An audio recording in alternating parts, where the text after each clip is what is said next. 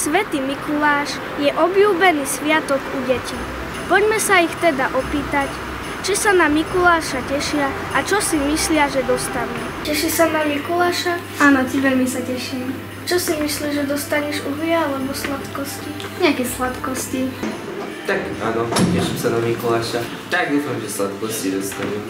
Áno, teším sa na Mikuláša. Aj. Áno, sladkosti. Samozrejme, asi možno aj.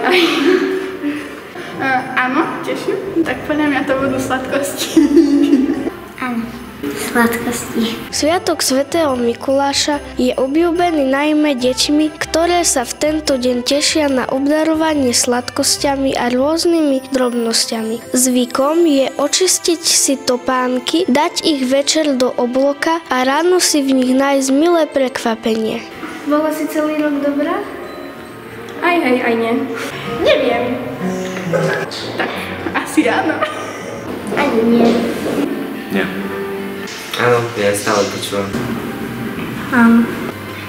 Trošku som bola čertík, ale nie až tak.